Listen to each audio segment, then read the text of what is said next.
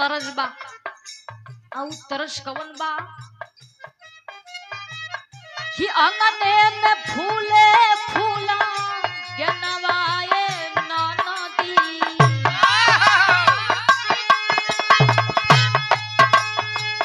कि अंगने में फूले फूला गनवाए ननदी बजले बधाइया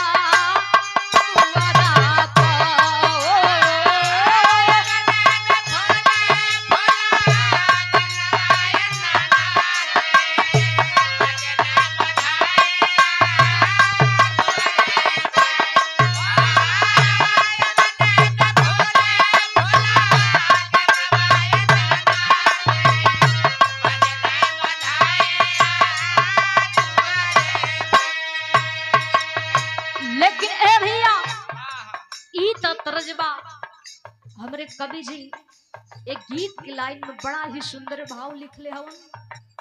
देखा भैया ई सच बा, चाहे हम होखी चाहे आप लोग होखी भैया, आज न तो कल सबके जाए के बा, चाहे राजा रंग फकीर न होखे केहू ए धरती पर रहे वाला नाम भैया, सबके जाए के बा। लेकिन हमरे कवि जी बड़ा ही सुंदर प्यारी लाइन लिखले उन कैसे आई जा पपिया कहे खबरिया ये चिराई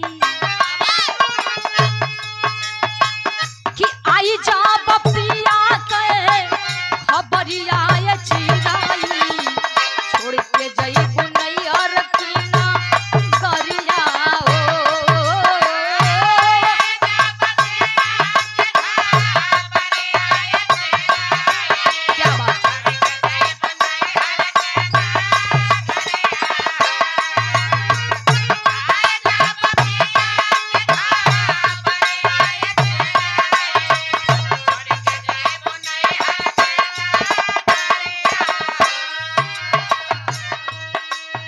लेकिन अंतरा के लाइन में भैया लिखल का गई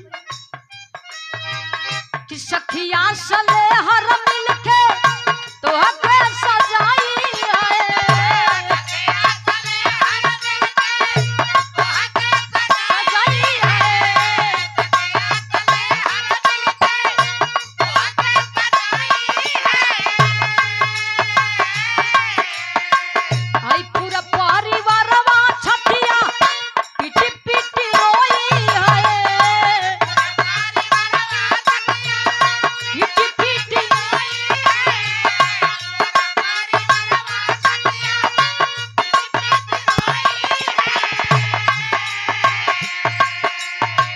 वर्षी भी न बदरा कहे बदरिया चिराई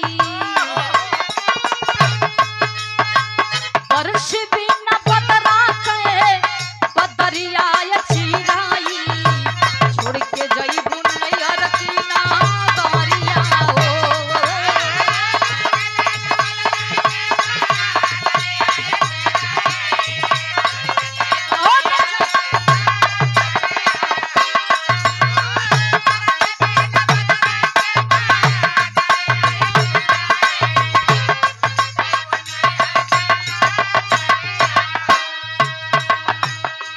देखा भैया कहल जला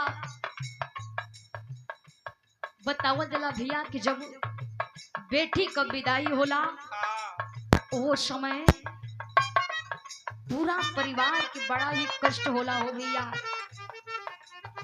वही तरह भैया जौने घर में से डोली निकले ले जब वो समय बिटिया अपन नैहर का नगरी छोड़ के ससुराल में चल जाली वो समय सब लोग बड़ा ही रोवेला भैया।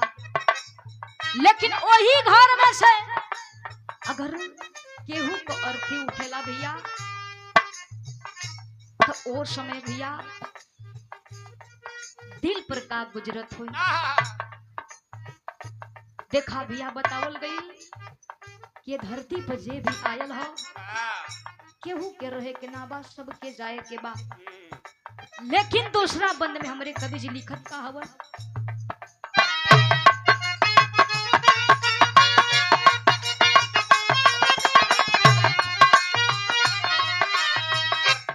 जई है माई बाबू गाय भौजाई।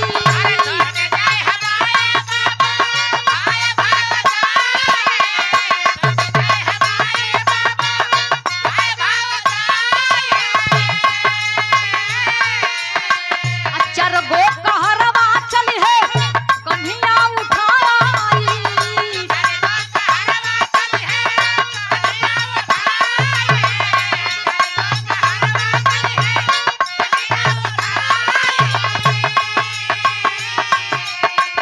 घेरली है सबही नजरिया चिराई।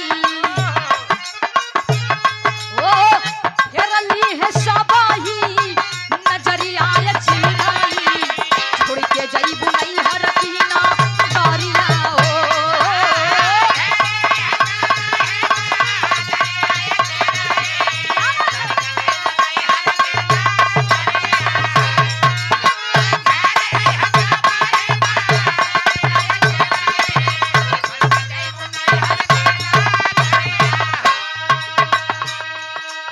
ए भैया और समय माई बाबू भाई भौजाई हित मीत अगल बगल के लोग सबकर संग छूट जाला भैया।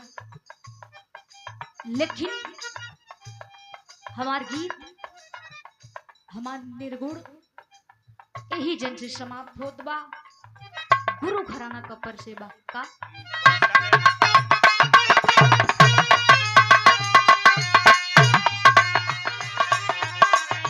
जदू गुरु लवटन गईले कहते कबीर हो।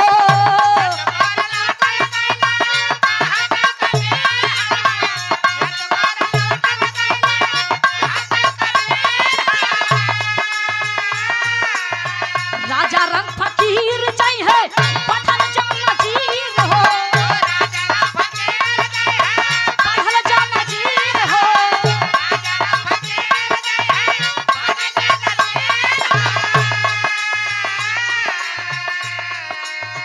खुशी ऋषिकेश के शयरिया चिराई। अरे खुशी ऋषिकेश के शयरिया चिराई। छोड़ के जईबू नैया रखी